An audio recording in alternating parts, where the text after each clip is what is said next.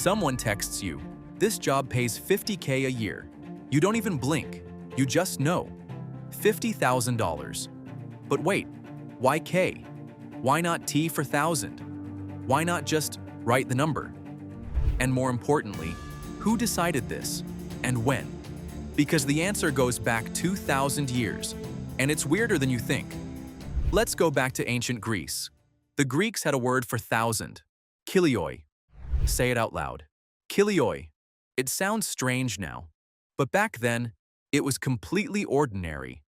And the first letter of that word, ki, is where our modern K comes from. But here's the strange part. The Greeks didn't invent K for math. They were just describing quantities in everyday language. It wasn't until the metric system came along, in 18th century France, that K got its official job. Scientists needed a clean, universal prefix for thousand. They looked at the Greek root, saw kilioi, grabbed the K, and just like that, kilo was born. But that's not the most interesting part, because kilo didn't stay in science for long. It escaped into money, into music, into everyday life. And the real reason might surprise you. Think about the word kilometer, kilogram, kilobyte. Every single one of those means 1,000 of something. That's the metric system doing exactly what it was designed to do. Give every unit a clean, scalable prefix. But here's where it gets interesting. When the digital age exploded in the 20th century, engineers needed shorthand fast. Kilobyte, megabyte, gigabyte. K became the universal signal for scale, and from tech, it jumped straight into money slang. By the 1980s and 90s, saying, "I make 80K" wasn't just casual.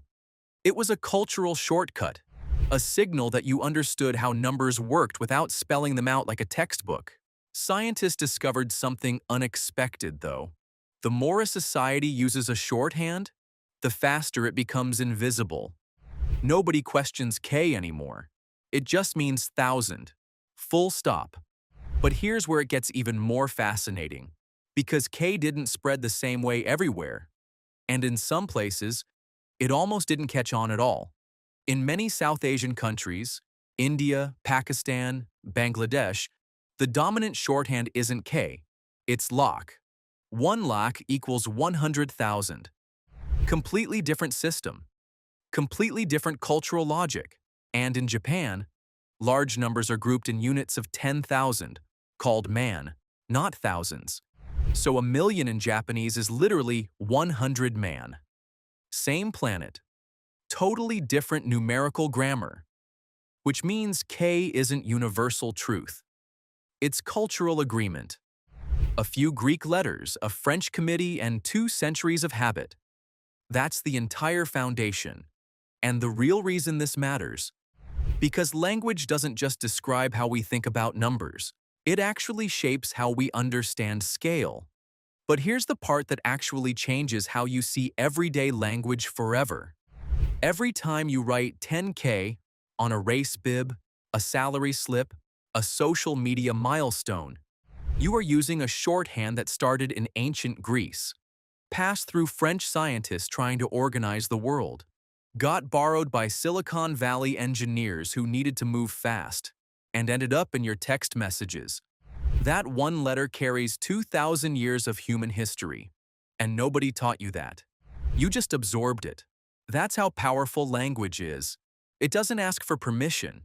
It just moves through culture, quietly, invisibly, until it becomes second nature.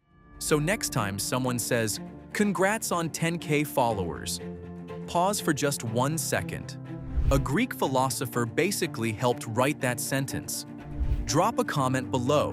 What other everyday words or symbols do you use without ever questioning where they came from? I might just make a video about it.